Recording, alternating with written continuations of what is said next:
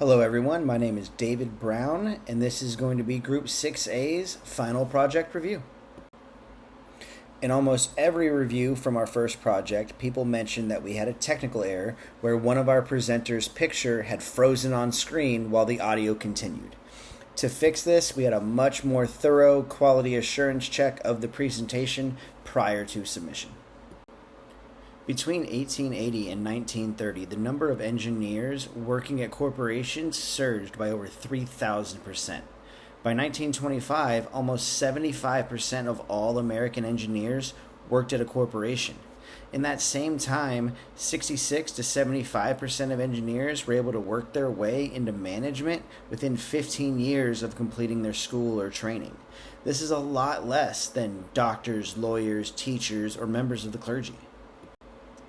Technocracy is a system of government in which decision making is left to the technical experts. President Hoover is a great example of this, although history might not paint his presidency in the best light. Scientific management was highly beneficial to the corporation, although maybe not so much to the laborers. It establishes scientific methods to complete tasks, and you want to train your employees to only use those methods.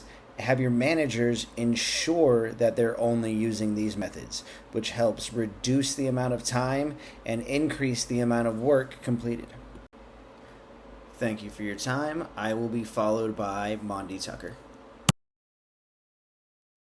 All right, moving on to topics from Ford to the Cold War.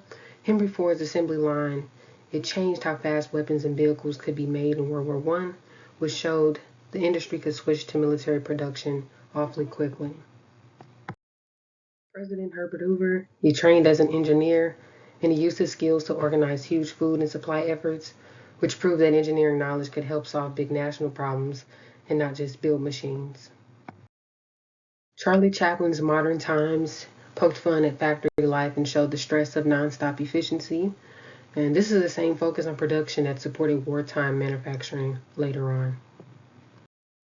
So before the Cold War, projects like the Panama Canal and Army Corps of Engineers works proved that the government could actually trust engineers with big jobs that help both daily life and military strategy. In the Cold War, the military industrial university complex brought universities, companies, and the military together. So projects like SAGE, advanced computers, system engineering, and aerospace, but much research shifted toward military needs.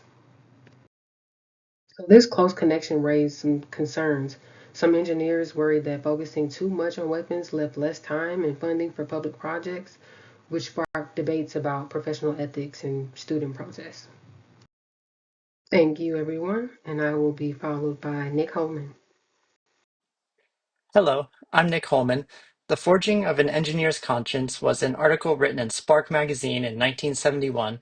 It featured the story about Bob Aldridge, who was an engineer at Lockheed Martin, who quit his job due to ethical dilemmas with the manufacture of military weapons. Now I'm going to go over two historic speeches from the 1960s, one by President Dwight D. Eisenhower and the other by President John F. Kennedy. In 1961, President Eisenhower gave his farewell address to the American people. He warned about the potential dangers of the arms industry, or the military-industrial complex, which he called it. He warned that although necessary for defense, this industry posed a significant threat to democracy and the liberty of the American people. And in 1962, President John F. Kennedy gave his famous Moon speech at Rice University. It was a call to action which brought together public support for the space program. It made Americans passionate about winning the space race against the Soviet Union. And in this speech, John F. Kennedy gave the famous line, "We choose to go to the moon in this decade and do the other things, not because they are easy, but because they are hard." In 1957, the Soviet Union launched their Sputnik satellite into orbit. This caused mass panic in the United States because it showed that the Soviets were now ahead of us in the space race. In response, only a few months later, the US launched their Explorer 1 satellite into orbit.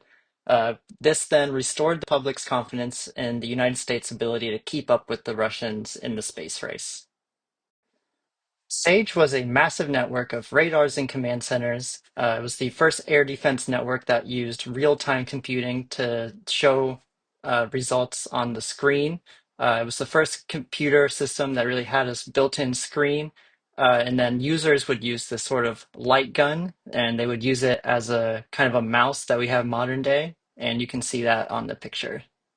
Hello, my name is Jordan Rivera, and we will be diving deeper into the history of computers, starting with the first computer, leading to what created the foundation of a computer. Computers have changed over time in terms of what we define them as. The first known computing device we know dates way back into 172 BC, known as the Antikythera, to Baggage's difference machine, to punch cards, to punch card readers, and while it could look like these devices were the only contribution, writing and information communications played a key factor into forming the need of how we can communicate on a different level. As we carry on to more present times, computers were originally known as people who were doing calculations, and these people were mostly composed of women who did calculation for military purposes. World War II caused an uprising in the style of computing and a large funding of technology made by the government. We remember the first computer to be known as the ENIAC, but it was the Colossus that was held in classification by the British. As we moved on from the ENIAC, the UNIVAC was created, and some of the main uses of mainframe computing was census data, payroll records, scientific research, and so forth. As time went on, we moved away from the vacuum tubes into circuits and transistors, created in the Bell Labs, as we talked about in the previous modules. Grace Hopper in 1952 creates a compiler that separates what a programmer inputs and the computer so that there is an easier form of communication between machine and human. This ultimately leads to her helping with the first programming language known as COBOL in 1960. With the government funding technology growth and being the number one contributor, we have the creation of ARPANET and networking through 1969 to 1977, with the creation of packet switching and TCP/IP.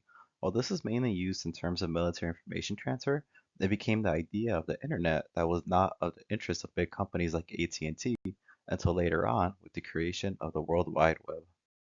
When it comes to algorithm, it becomes a topic of who it does and does not benefit.